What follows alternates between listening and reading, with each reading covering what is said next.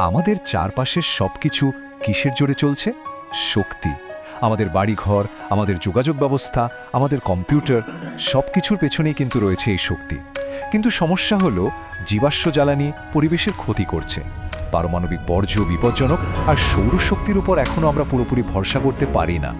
অথচ দেখুন, মহাকাশের সূর্য কিন্তু বিলিয়ন বিলিয়ন বছর ধরে একইভাবে জ্বলছে।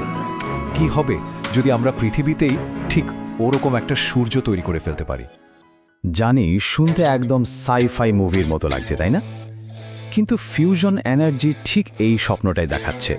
এমন একটা প্রযুক্তি যা হয়তো আমাদের সমস্ত শক্তির চাহিদা মেটাতে পারে, আর সেটাও কোনো রকম দূষণ ছাড়াই। আসলে আমাদের পৃথিবী আজ বিদ্যুতের জন্য রীতিমতো ক্ষুধার্ত। ভাবুন একবার, একদিকে রাস্তায় নামছে লক্ষ লক্ষ ইলেকট্রিক গাড়ি, অন্যদিকে আর্টিফিশিয়াল ইন্টেলিজেন্স বা এআই চালাতে গিয়ে তৈরি হচ্ছে বিশাল বিশাল ডেটা সেন্টার। ফলে আমাদের শক্তির চাহিদা লাফিয়ে লাফিয়ে বাড়ছে। এই অসম্ভব চাহিদা মেটাতে আমাদের একটা নতুন, শক্তিশালী এবং পরিচ্ছন্ন শক্তির উৎস খুঁজে বের করতেই হবে। তো চলুন আজ আমরা এই পুরো বিষয়টা সহজভাবে বোঝার চেষ্টা করি। ফিউশন এনার্জি আসলে কি? বিজ্ঞানীরা কিভাবে পৃথিবীতে একটা আস্ত সূর্য তৈরির চেষ্টা করছেন? কেন হঠাৎ করেই এই প্রযুক্তি নিয়ে এত হইচই শুরু হলো? আর ল্যাব থেকে আমাদের বাড়ির পাওয়ার গ্রিড পর্যন্ত পৌঁছানোর পথে সবচেয়ে বড় বাধাগুলোই বা কী কী? আচ্ছা, তাহলে প্রথমেই আসা যাক মূল প্রশ্নে। এই ফিউশন এনার্জি জিনিসটা আসলে কি? এর পেছনের বিজ্ঞানটা কিন্তু সারপ্রাইজিংলি সহজ। সূর্য যেভাবে শক্তি তৈরি করে, ফিউশন ঠিক সেই একই পদ্ধতিতে কাজ করে। প্রচণ্ড তাপ আর চাপের মধ্যে দুটো হালকা পরমাণু, যেমন ধরুন হাইড্রোজেন, একসাথে জুড়ে গিয়ে একটা ভারী পরমাণু যেমন হিলিয়াম তৈরি করে। আর এই প্রক্রিয়াতেই তৈরি হয় বিপুল পরিমাণ শক্তি। সহজ কথায় এটাই হলো নিউক্লিয়ার ফিউশন। এখন একটা খুব কমন ভুল ধারণা আছে ফিউশন আর ফিশন নিয়ে। দুটো শুনতে একরকম হলেও এদের মধ্যে আকাশ পাতাল তফাৎ। ফিশন, যেটা এখনকার পারমাণবিক কেন্দ্রগুলোতে ব্যবহার করা হয়, সেখানে একটা ভারী পরমাণুকে ভাঙা হয়। আর ফিউশনে দুটো হালকা পরমাণুকে জোড়া হয়। ফিউশনের জ্বালানি হাইড্রোজেন বলতে গেলে অফুরন্ত। আর সবচেয়ে বড় সুবিধাটা কি জানেন?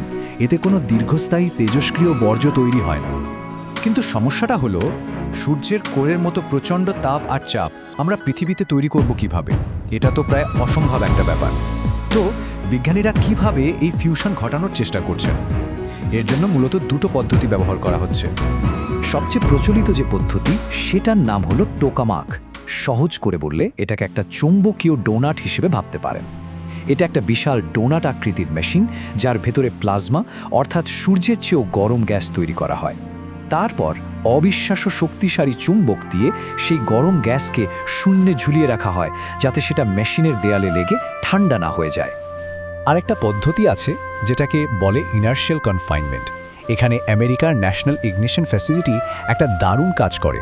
ওরা একটা গোলমরিচের দানার চেয়েও ছোট জ্বালানির ওপর একসাথে শত শত শক্তিশালী লেজার ফায়ার করে। এই প্রচণ্ড চাপে ওই ছোট্ট দানাটা এক মুহূর্তের জন্য একটা ছোট্ট তারার মতো জ্বলে ওঠে, আর তখনই ফিউশন ঘটে। ফিউশন নিয়ে গবেষণা কিন্তু বহু দশক ধরেই চলছে, কিন্তু এতদিন এটা মূলত সায়েন্টিফিক ল্যাবের মধ্যেই সীমাবদ্ধ ছিল। হঠাৎ করেই গত কয়েক বছরে পুরো চিত্রটা পাল্টে গেছে। এখন এটা একটা সত্যিকারের প্রযুক্তিগত প্রতিযোগিতায় পরিণত হয়েছে। প্রশ্ন হলো, হঠাৎ করে এমনটা ঘটছে কেন? এর শুরুটা হয় মূলত 2022 সালে, যখন এনআইএফ প্রথমবার ইগনিশন অর্জন করে। মানে ওরা লেজার দিয়ে যতটা শক্তি দিয়েছিল, তার চেয়ে বেশি শক্তি ফিউশন থেকে বের করতে সফল হয়। এরপরই দেখুন, মাইক্রোসফট আর গুগলের মতো টেক জায়ান্টরা ফিউশন কোম্পানিগুলোর সাথে বিদ্যুৎ কেনার জন্য চুক্তি করা শুরু করে। ওদিকে চীনও তাদের ফিউশন চুল্লিতে নতুন রেকর্ড তৈরি করে। কয়েক দশকের ধীরগতির গবেষণা হঠাৎ করে যেন রকেটের গতি পেয়ে যায়। আর যেখানে সায়েন্স এগোয়, সেখানে টাকাও আসে। এই বৈজ্ঞানিক সাফল্যের সাথে সাথেই প্রাইভেট বিনিয়োগে একটা বিস্ফোরণ ঘটেছে। ভাবুন তো, 2020 সালে যেখানে ইনভেস্টমেন্ট ছিল প্রায় $1.5 বিলিয়ন, 2025 সাল আসতে আসতেই সেটা $10 বিলিয়ন ছাড়িয়ে গেছে। এর মানে একটাই, আর্থিক জগৎ এখন ফিউশনকে একটা বাস্তব সম্ভাবনা হিসেবেই দেখছে। আর এই বিনিয়োগের কারণ হলো প্রাইভেট সেক্টরের প্রচণ্ড আত্মবিশ্বাস। যেমন জেনারেল ফিউশনের সিইও গ্রেগ টুইনি বলেছেন, ফিউশন যুগ এখন শুরু হয়েছে। গ্রিডে ফিউশন শক্তি নিয়ে আসাই আমাদের পরবর্তী পদক্ষেপ। এই কথাগুলো থেকেই বোঝা যায় তাদের লক্ষ্যটা কতটা বড়। তো এই যে এত বড় একটা প্রতিযোগিতা শুরু হয়েছে, এখানে প্লেয়ার কারা আর এর পেছনের আসল চালিকা শক্তিটাই বাকি। চলুন এই নতুন শিল্প জগৎটাকে একটু কাছ থেকে দেখা যাক।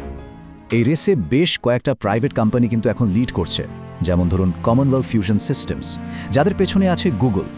আবার হেলিয়ন এনার্জিকে সাপোর্ট করছে মাইক্রোসফট। আর সবচেয়ে মজার ব্যাপার হলো সবাই কিন্তু একই পথে হাঁটছে না, প্রত্যেকটা কোম্পানি ভিন্ন ভিন্ন প্রযুক্তি ব্যবহার করে একই লক্ষ্যে পৌঁছানোর চেষ্টা করছে।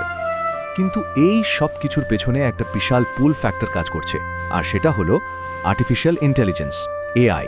চালাতে যে বিশাল ডেটা সেন্টারগুলো লাগে সেগুলো লিটারেলি শক্তি গিলে খায়।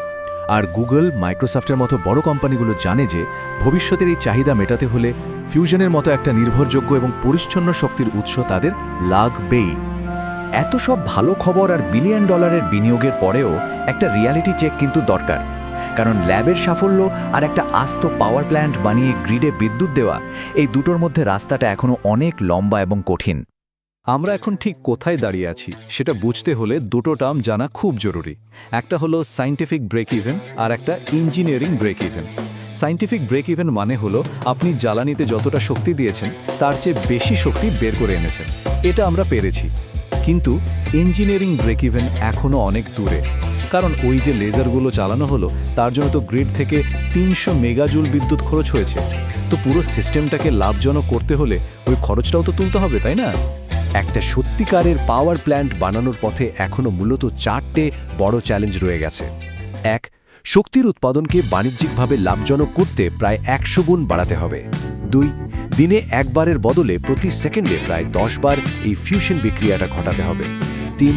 চুল্লির ভেতরের ওই প্রচণ্ড তাপ আর নিউট্রন বোমাবর্ষণ বছরের পর বছর সহ্য করতে পারে এমন মেটেরিয়াল বানাতে হবে।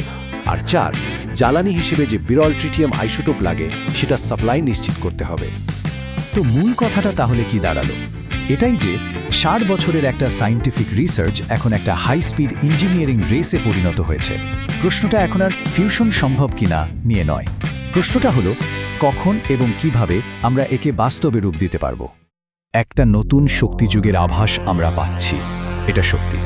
কিন্তু প্রশ্নটা হলো এই ইঞ্জিনিয়ারিংয়ের চূড়ান্ত বাধাগুলো কি আমাদের জন্য খুব বড় প্রমাণিত হবে, নাকি আমরা সত্যি পৃথিবীতে তারকাদের শক্তিতে চালিত একটা নতুন বিশ্বের ভোরের সাক্ষী হতে চলেছি? এর উত্তরটা সময়ই দেবে।